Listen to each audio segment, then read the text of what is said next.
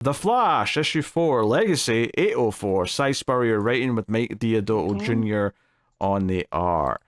So, this issue is an interesting one. I think, we continue this idea that Wally found this place that was very vague as to what it actually was, but it's like this thing that exists outside of time.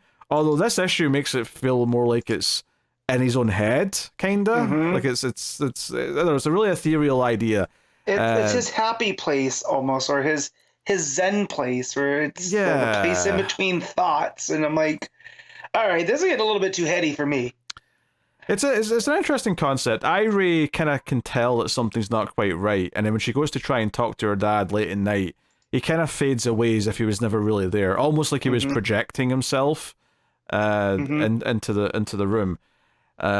So this book splits into two things. You've got Wally in his like speedster garden that's in his head or somewhere else, and seemingly as we read through that, it's like he forgets a lot of the details of who he is and what his family is when he's here. It's like it all fades away.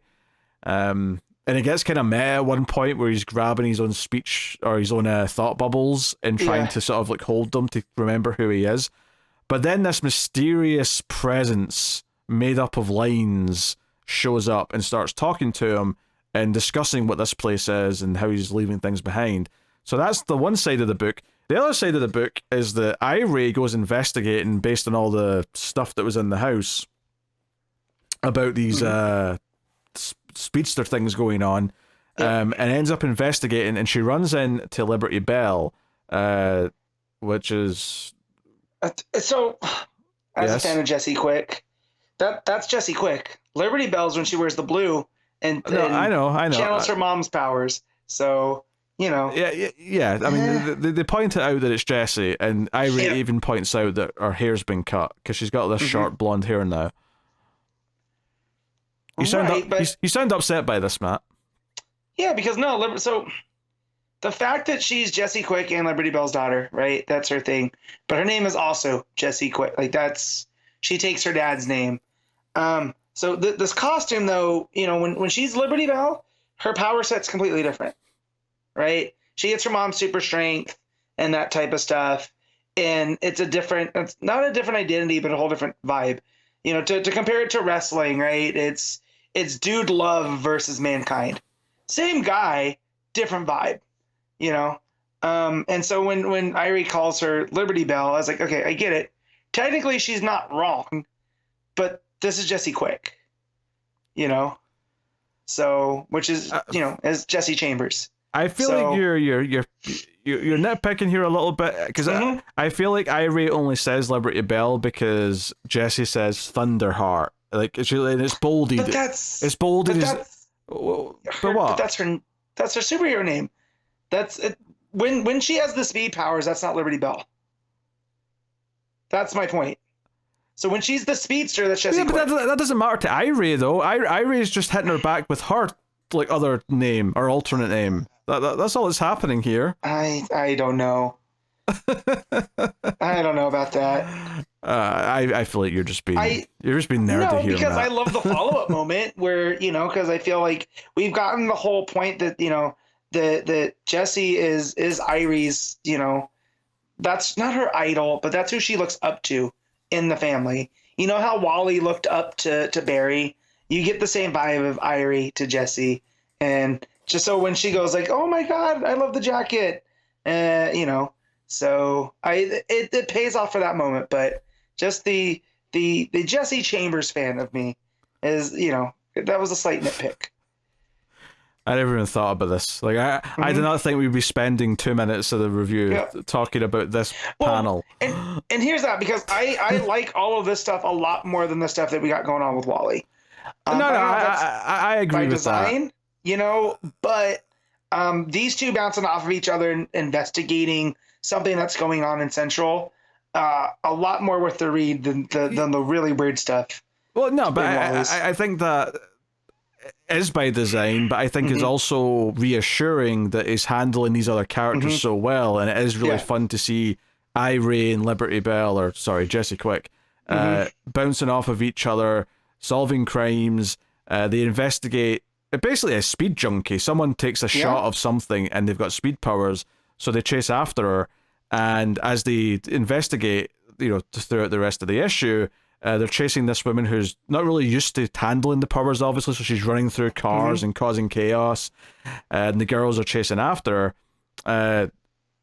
Irie actually, like, the woman tries to stab them, and Irie phases so that the woman just goes through her, but also pickpockets her, like, injector thing as she does so, and Jesse's very impressed by this, and they go speeding off to try and solve the crime and see what's going on, and it turns out that Mirror Master's behind it, and he's also been souped up. He's the second rogue I think we've seen now who's got like a beefier costume and seems like he's got some upgrades from somewhere.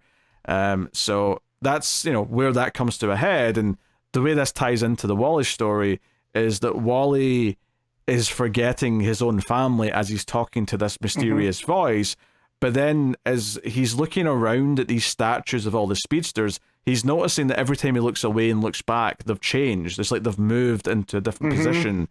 And we see one of Irie, and it's kind of like he's starting to get a sense that there's something not right. Like something's, she's in trouble, and he has to go and help, and he should be there to help.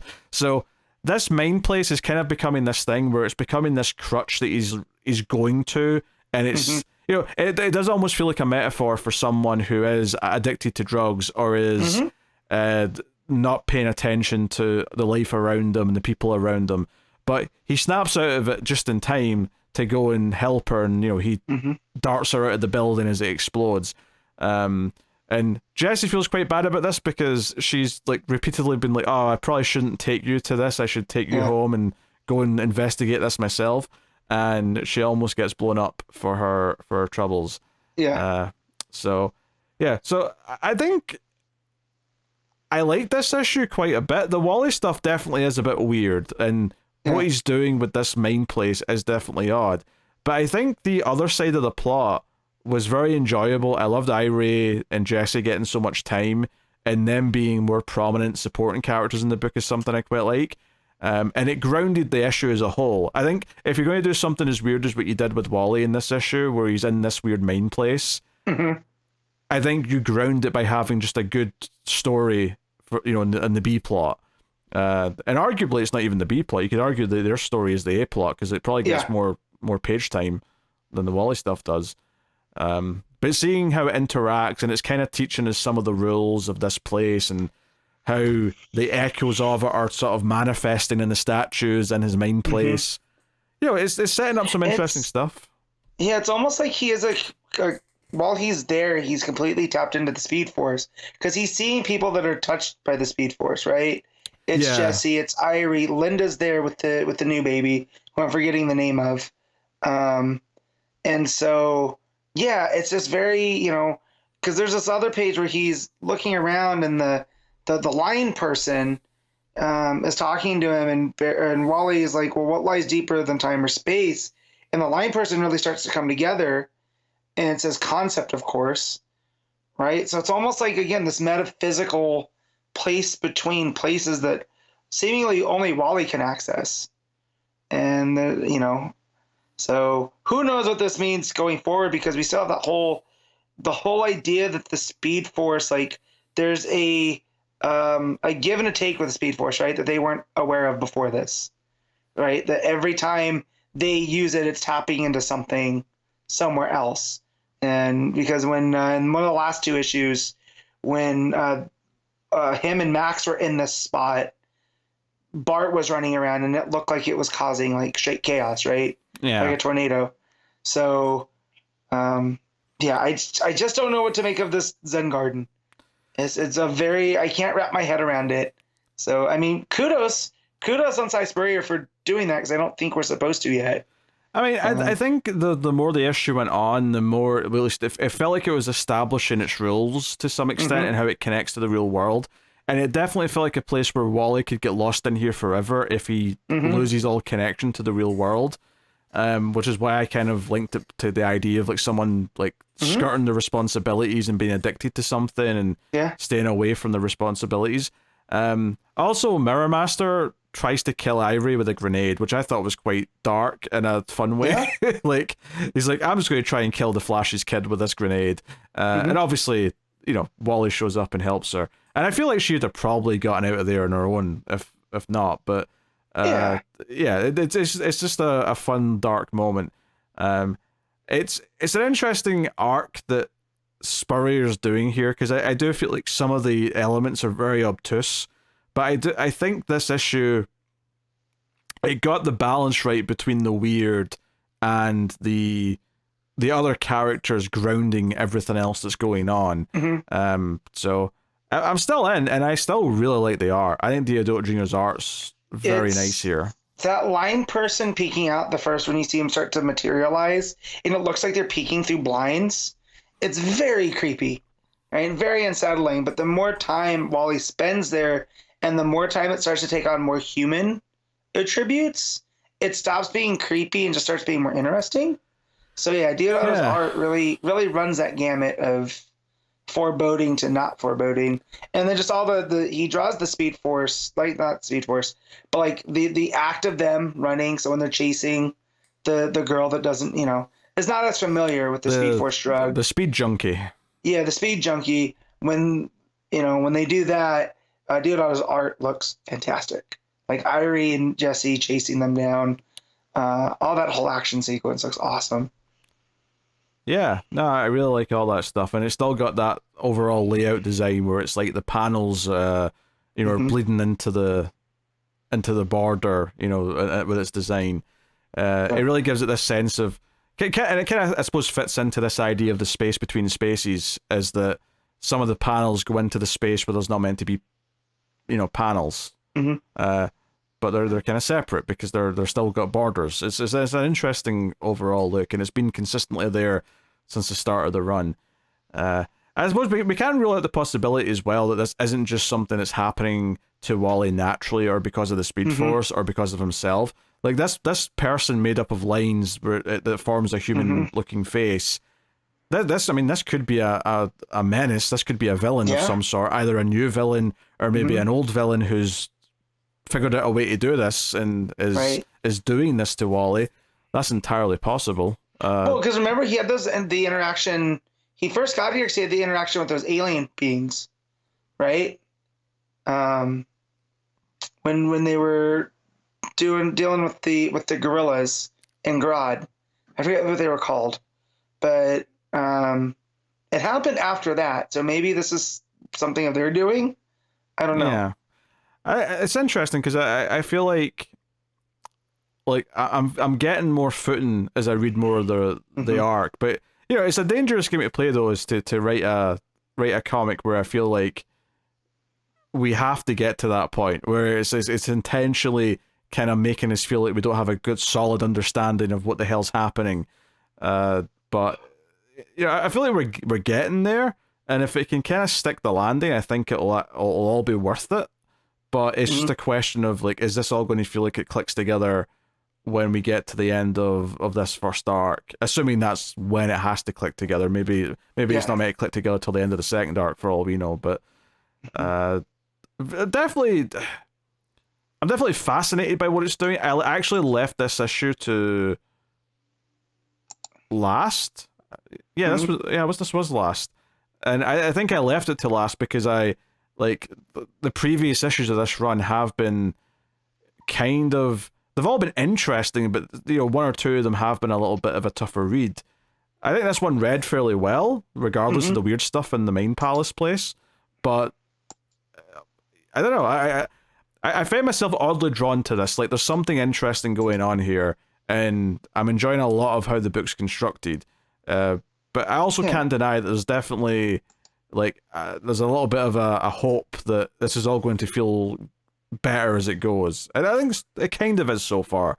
But definitely curious. I'm definitely interested. Yeah, I mean, there's so much, not so much going on, but so much that I feel like what they say in jazz music, right? It's not the notes you play, it's the notes you don't play. I feel like it's not what's on the page, it's it's not what's on the page, it's what's not on the page.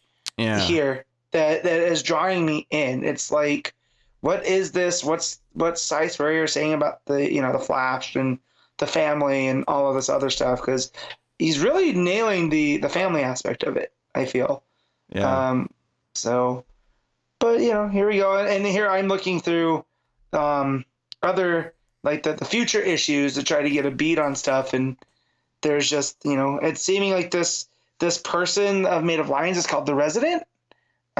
So maybe we'll see. That's in the next issue. They name drop that. So Okay. but yeah, I do like the mysteries afoot. I feel like elongated man right now. I'm still in. Like I'm still like Mhm. super fascinated by what's going on. Even if it's not as easy a book to just jump in and love like other books are. Yeah. But yeah, what were you rating the Flash issue for, Matt? I'm gonna give this a 7.5. Yeah, I think I'm tempted to just go with the 8 on this, actually. I've probably liked this issue the most. I think because there was a lot less, let's try and talk about the science of the portals and why things are coming here. There's a lot less talking with Mr. Terrific about stuff like that. I think that benefited this issue. And Irie and Jesse getting a bit more of a spotlight was a nice pairing to have. So also at one point Irie shouts out Femme Flash Force or something like that, which I thought was funny. So Yep. yeah. All right, 8 out of 10 from me, 7.5 from you. Cool.